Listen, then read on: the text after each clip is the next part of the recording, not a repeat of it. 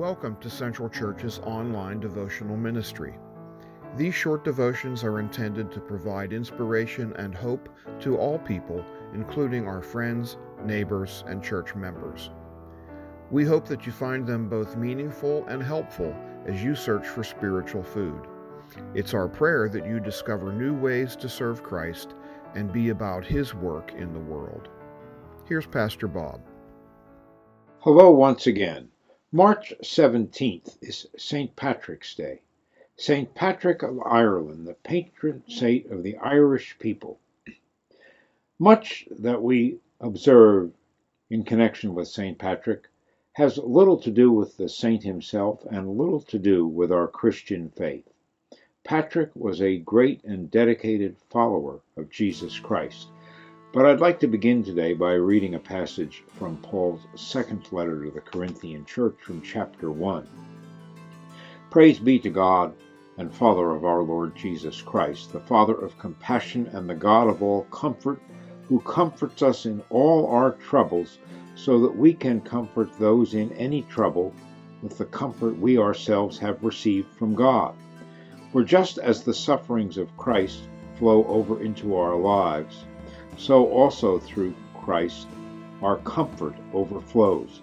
If we are distressed, it is for your comfort and salvation.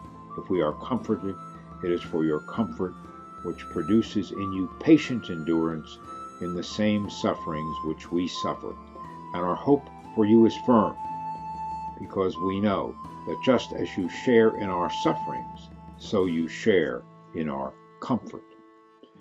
St. Patrick was not born in Ireland. He was born in Britain.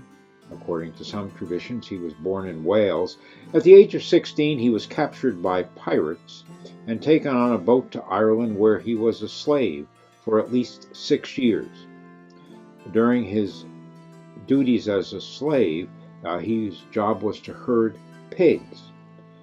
While he was there, St. Patrick began to take the Christian faith in which he had been raised more seriously. He had not paid much attention to his faith before this.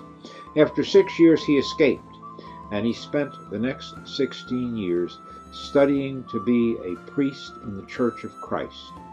He was eventually ordained. He traveled quite widely, and then he returned to Ireland.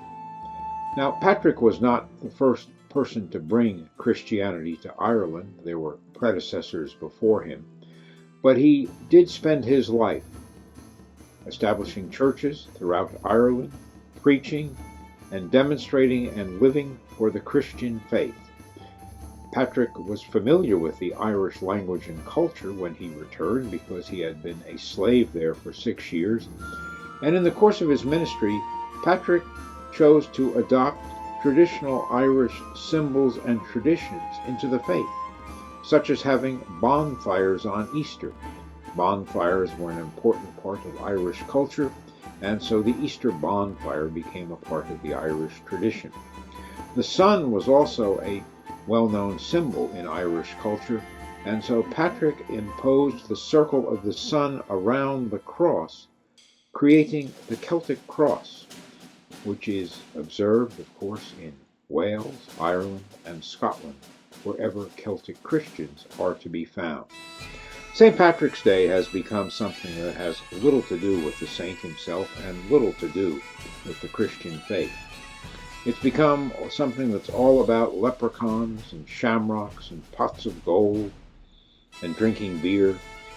Those are not the things that St. Patrick was concerned with. St. Patrick was a profound Christian leader. In his writings, he emphasized the Trinity over and over again. And according to one tradition, which is a beautiful tradition, St. Patrick once bent over and picked up a shamrock as he was discussing the Trinity, and used the symbol of the shamrock as a description of the Trinity. There are 3 parts to the shamrock, and yet the shamrock is one.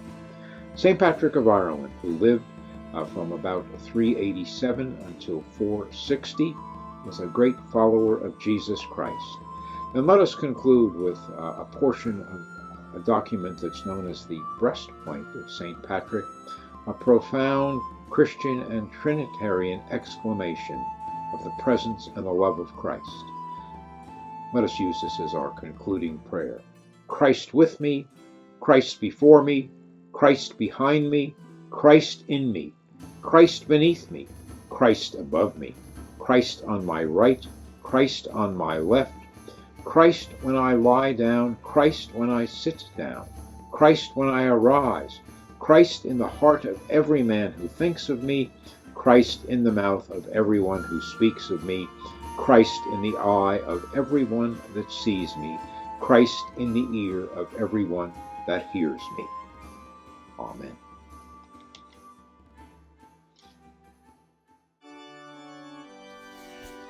I have an uplifting reflection for you today from a real favorite person of mine. It will give you reasons to be kind, happy, forgiving, and honest from someone who lived as God chose her to be. She saw Jesus in everyone she encountered in a country of extreme poverty and suffering. It's titled, Do It Anyway. People are often unreasonable, irrational, and self-centered. Forgive them anyway. If you are kind, people may accuse you of selfish, ulterior motives. Be kind anyway. If you are successful, you will win some unfaithful friends and some genuine enemies. Succeed anyway. If you are honest and sincere, people may deceive you. Be honest and sincere anyway. What you spend years creating, others could destroy overnight. Create anyway. If you find serenity and happiness, some may be jealous of you. Be happy anyway. The good you do today will often be forgotten. Do good anyway. Give the best you have, and it will never be enough. Give your best anyway. In the final analysis, it is between you and God. It was never between you and them anyway. This was written by Mother Teresa. We invite you to visit our church website at cpctaranum.org to learn more about our ministries. You can also visit us on Facebook at Central Presbyterian Church Taranum. Please join us as we renew lives, inspire hope, and serve others. God bless you.